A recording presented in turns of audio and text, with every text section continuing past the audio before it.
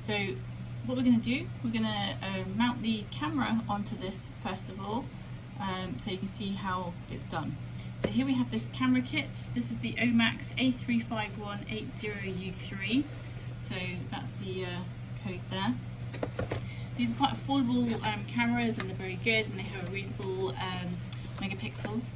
So we want to try and keep this kit together so that we know everything is in one place, so for the next users. So we've got our connecting wire, which will connect the camera to your laptop. Here we have software, and you can download this for free online as well, since most laptops don't actually have a CD drive anymore.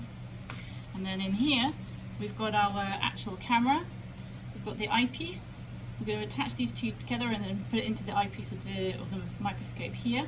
And here we have actually different size adapters, because different microscopes have different sizes of the inserts that the cameras go on, whether it's through the eyepiece or whether it's through a third section, which I'll show you on later on.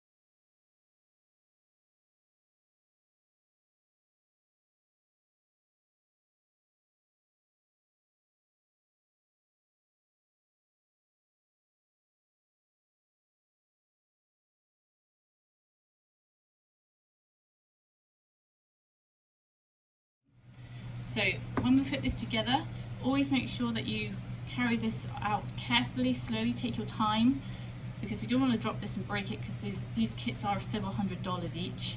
And whenever we're carrying any equipment, we make sure that we're holding it over a bench and not over the floor, because when we drop it, if we drop it onto the bench, there's less distance to go, and it means it's less likely to break. This is something I want you, everyone to practice, even with the sample slides that you play around with, because it's a great habit to develop, and it helps prevent unnecessary breakage. Okay, so here we have the cameras, the main kind of section of the camera. Here you can see where the wire goes in, that connects to your laptop, and here's the model name. And we always have covers on these things to protect them from dust, so always make sure that those covers are placed on and you put them somewhere safe when you're not using them. So I always put everything back in the box whenever I'm not using it, so I know it's all in the same place and I don't lose track of stuff. Okay, so if you're not so familiar with this equipment, I would suggest maybe writing a short inventory of what went with what, so you know where things came from. So with this one, I'm going to carefully unhook that, and you can see there's like a little sort of mirrored lens in there, so we're going to protect that from dust. So we're going to face that down the way carefully on the bench. And then the cap that came from that, I'm going to put it into its respective inserts so we know where it came from. Same for the eyepiece adapter, which is going to attach to the camera. So here we have a cap. Don't put your fingers on any of the glassware, because the fingerprints are going to ruin your images and make them blurry. Okay, so we've got that one too, put that in there. And then very carefully, we're going to screw these two pieces together. So you'll see that there's a thread in here, and then a threaded piece on here. You want to make sure that you thread them very carefully, and don't force them. If you feel like it needs to be forced to thread it, it means it's misaligned and you're only going to break the thread and the kit. So just make sure it's a nice easy transition to connect it to the camera, and then we want it hand tight, and then it's all together. So I'm going to put that down for now, out of the way safely. And what we're going to do is we're going to remove this section of the eyepiece. Okay. Again, we don't want dust to collect on the inside, so we're going to put that somewhere safe. So I'm going to hide it in here. And then we can put this, oh, it's already got an adapter on there, sorry. So you can see there's like a nice little O-ring there to help protect, create a good seal. And then what I'm going to do, I'm going to very carefully move that in, and not force it, and just gently slide it in until you meet the first point of resistance. And that means the camera is nicely set in there already. And then the next thing we want to do is connect this to your laptop. So I've got the connector for the camera. Now you can already see that this is moving the camera. It's not a great firm seal with this kit. So what I would suggest you do is, once you get more familiar with the kit, you can actually temporarily fix this wire in place to stop the camera moving around. So sometimes I get a little bit of like masking tape and just stick it there so it stops this wiggling around all the time, and it keeps the wire out of the way from the area that you need to work with for putting your samples onto the stage.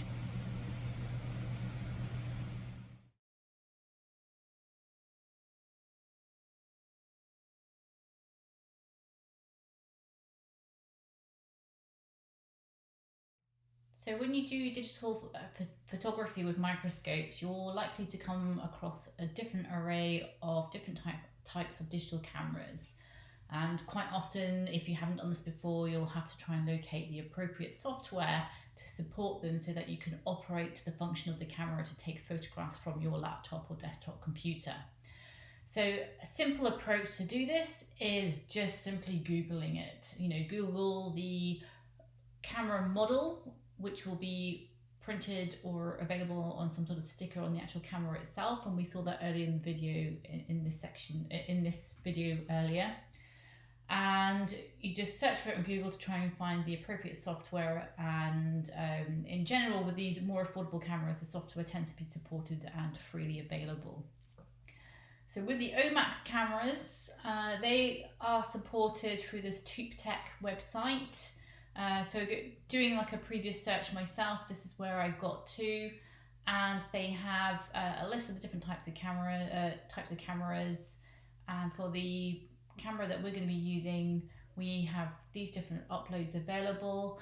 So we have the range for the Windows, the Mac, Linux, whatever else you want to use to operate the camera from. So all you need to do is go to those links, upload the software, and follow the prompts to upload it. If you have any issues uploading it and getting the software to function, sometimes this happens, especially if you're on a Mac, for example, then you'll just have to troubleshoot Google to try and figure out how you can get it working. It took me a couple of attempts of restarting my computer to get the software to work on my laptop, which is a MacBook Pro. But you're all very well experienced in terms of like uploading software to utilize for various things. Here I have my TubeLite software ready on my Mac, but this is kind of generally what it would look like. There might be some variations if you're using Windows or Mac, but it just gives you a sense of what you might expect once it's actually on your computer.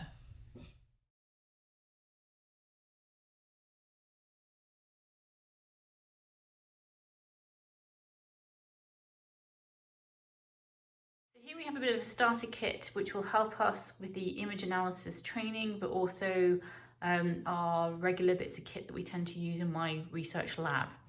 So here we have a stage micrometer, which is also known as a stage graticule. And this is basically acting like a microscopic version of a stationary ruler or like a measuring tape.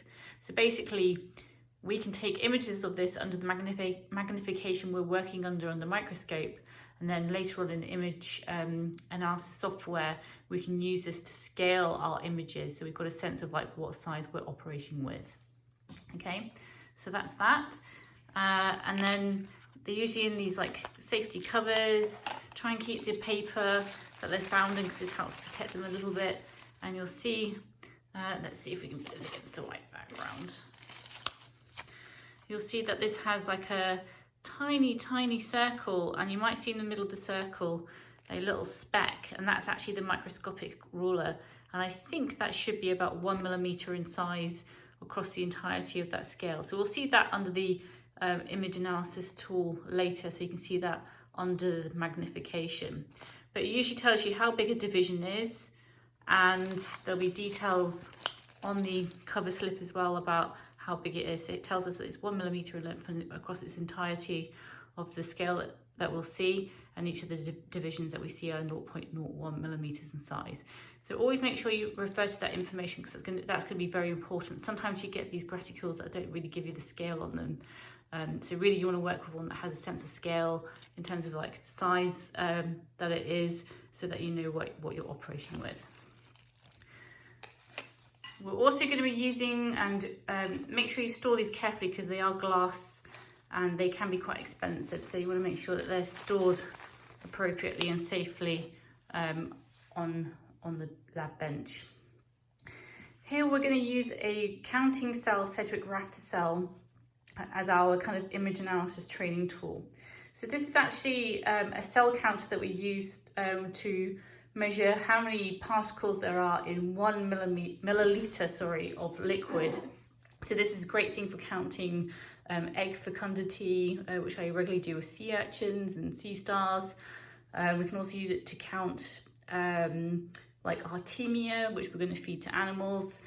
So these are British made. This is a S52 model. We also have an S50 model, which is very similar and a bit older. These are, and it gives you some information at the back of it in terms of how you can utilize it. We've got a cover slip, and we have this, oh sorry, back to front. So we basically have this glass slide, tells us how much it holds. We have this stainless steel, I think it is, frame. And then if we look closer, you'll start to see that there's a grid in this section here. So these grids basically act as guiding lines under the microscope so that we can go from one end to the next until we've counted the whole slide. And these are wonderful tools. But whenever you're using any of these tools, please be careful with them. Again, make sure you handle them with both hands and carefully, and take your time, don't rush. Make sure you hold them over the bench, so if they do fall, then at least the distance is decreased compared to the floor and they won't break. These are several $100s a go, you wouldn't believe it. Same for the graticules, they can range from anything from about $20, $30 to hundreds of dollars, depending on the quality of the graticules that you're using. Sometimes we have quite high densities of animals or particles that we need to count. So quite often we'll use these counters. So you've probably seen these in nightclubs or bars. And how these operate is you press the bottom, make sure you press it fully, not half full, because you'll get like a strange counts, but fully down rather than like partly down. So fully down, and you can see the number going up. And then when you're done with your count, and you can go as fast as you want, make sure you press it fully down. And then you can scale it back to 0 and start again. So whenever you finish using these, make sure you note the number straight away, because the number of times I've done a count, forgotten to write the number, started the next count and zeroed it, and I've lost the last count. And it's quite a bit of time that can be invested into doing counts. So good note taking is required. And as part of your routine, once you've written that number down, then you can zero your hand counter.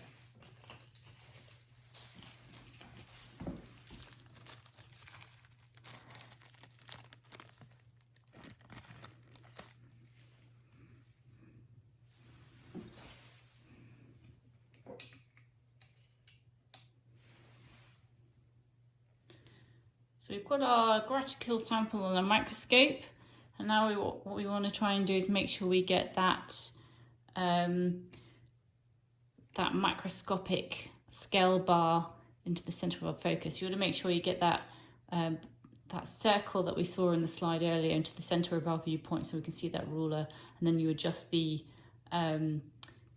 focus using coarse and then fine adjustment until it's nice and clear.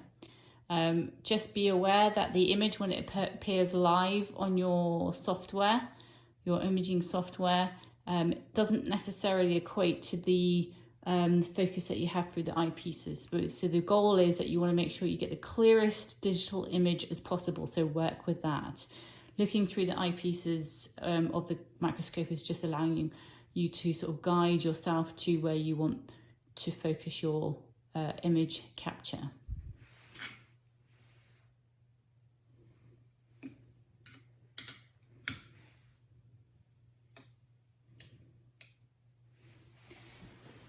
You want to guide your Sedgwick rafter cell to one corner.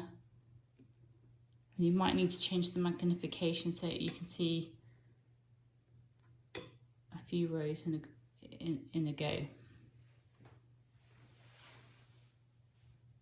Now that we've got our tube light software working is to get it talking to your digital camera so that we can start taking images in preparation for image analysis.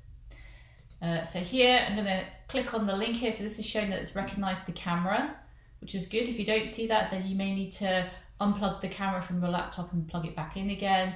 If you're still having issues, maybe restart the software on your computer. Troubleshoot these like easy remedied kind of steps in order to get it starting to communicate. I'm not going to lie, when I first installed this, I had some issues getting it to connect to my camera, but after restarting a couple of times and reattaching the camera, I got it talking to the more smoothly to my laptop.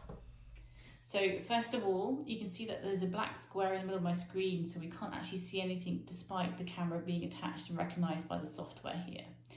So a few things I do rather than panicking is try and take a logical approach to problem solving. So the first thing is I haven't actually got my microscope light on, so I'm going to do that first.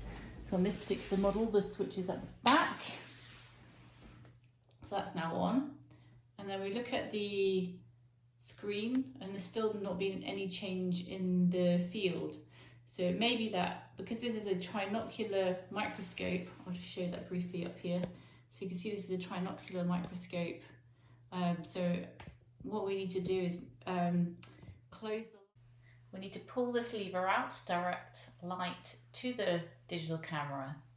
The image has changed on the screen, so it's showing that we've intervened with the light source that was polluting our digital camera image. So we've got the scale bar here, but it looks quite small.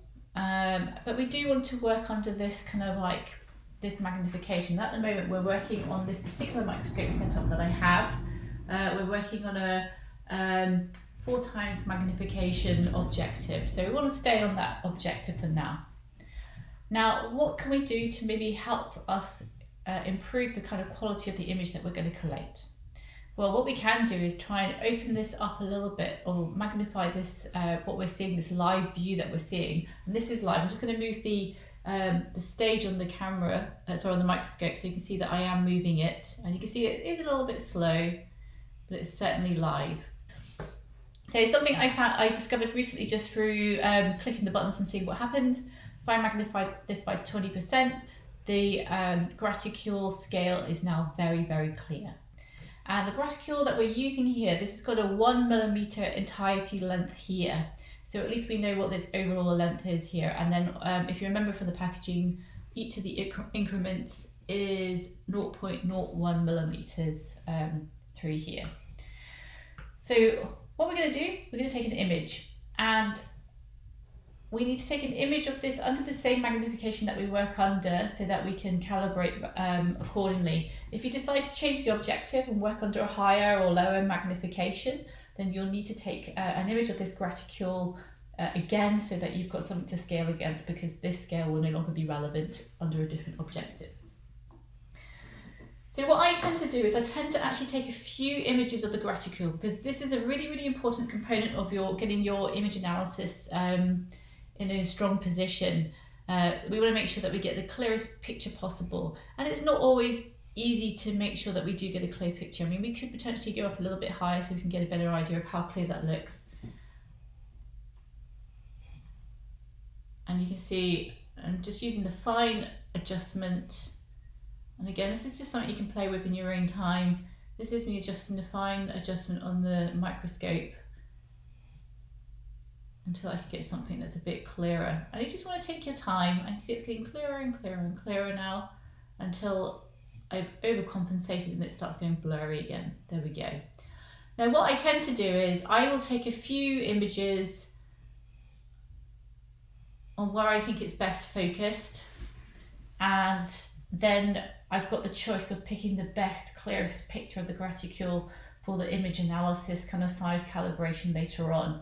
So it's better to take more than too few images, just as long as you store them appropriately with good note taking in terms of what magnification it's at, the date you took it, like, you know, what is it for, what kind of samples you're using to use this graticule with.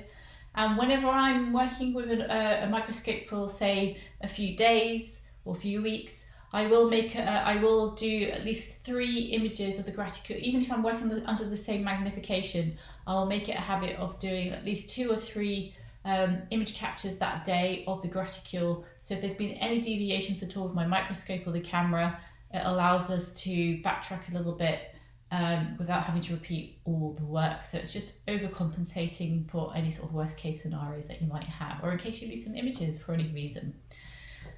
Okay. I'm going to go snap, and you'll see that this new window here has appeared, and you can see it's removed the magnification that we had just to make it clearer for us, and that's what the image looks like.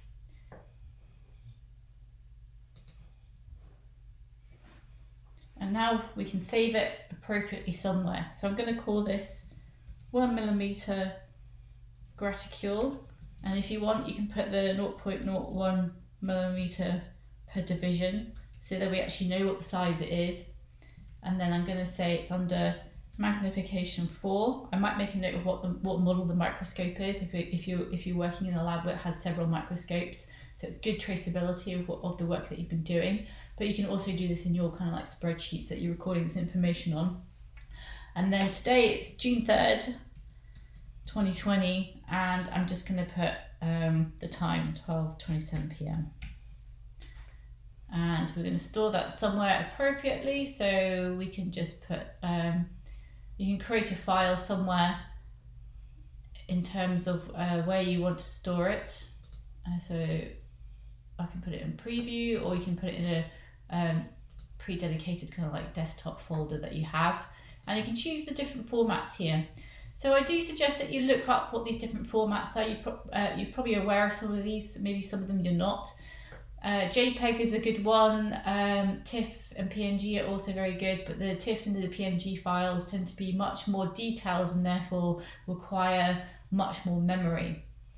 And these are useful where if you have to grossly magnify your image in order to analyze it, so you have to really zoom in, then these higher memory size files might be appropriate to use. But I'm just going to go for JPEG for now. So we can go and we'll save that. So let's save that image. And what I always do is I will verify that it's saved it. I'm not going to take it in good faith. As a good scientist, you want to make sure that everything is going to where it should be, so that you know you're not wasting any work effort. And as you get more experience with this, you'll be a bit more savvy. There might be a function here where it might automatically save, which you can try and troubleshoot online. And that would be a good sort of time saver for it to automatically save somewhere. Yeah. An ultimate test is to really magnify and see how blurry it is at this point here, because you're gonna have to zoom in at this kind of scale when you use image J, and you can see it's a tiny bit blurry, but it's fine. We can kind of work with that, but you want to try and remove as much of that blurriness as possible. Okay, so I'm happy with that. I'm going to go snap. You can see it's taking the 3rd image, and then we can save it again. Okay, so we're going to take our sample now. So in this case, we're going to use the Sedgwick rafter cell as our sample. Okay. So I'm going to zoom out back to 10%, remove that, and I'm going to put my Sedgwick rafter cell in, and we're going to have to alter the fine adjustment to focus the image. What you'll notice is through the camera we don't actually see, like, this is the camera view, and actually what we see through the eyepiece is a wider field of view. This is going to affect your sort of decision making in terms of how you'll capture images of your samples. You're not going to be able to capture the entirety of the sample. Basically what we're going to do is we're going to use this Sedgwick rafter cell as a tool to kind of conduct some measurements, to just kind of practice using image J, and to practice sort of calibrating for size in image J, or Fiji. And also it's just to kind of get anyone familiar with the Sedgwick rafter cell in terms of what it looks like here. So the Sedgwick rafter cell has these rows and rows and rows. I'm going to scoot through here. So it goes rows up and down. It's a bit dirty. And I'm going sort of one side to the other side, and there's just long rows of these cells. And basically these lines help us to guide our eyes to count particles which we see within these rows, and we can go from one side of the cell to the next by maybe, when you actually see through the eyepiece, you can actually see 3 or 4 of these rows of this grid, and that's quite an economical approach for counting things like, say, sea urchin eggs, which is what I tend to use this for, or counting microplastic particles that I have in water samples. So you can actually kind of, with a hand counter, look at those particles and move the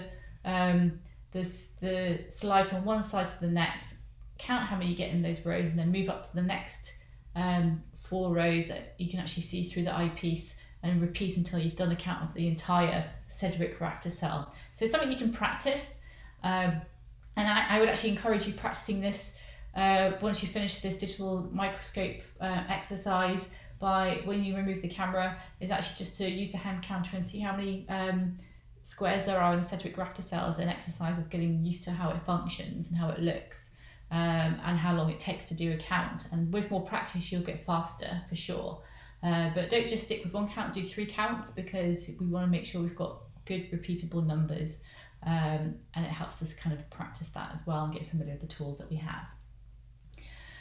Okay, so using the fine adjustment, I'm just going to make sure that these are not blurry, and again you can use this magnification. You'll kind of get into a routine that you're happy with when you get a bit more practiced at this, and you can see that it gets clearer. So I'm doing the fine adjustment, and I'm happy with that. I feel like I could easily distinguish the edge of the lines to know where I'm going to be measuring from and to measure what the sort of the side of the square is on this grid. And I want to try and capture a whole square.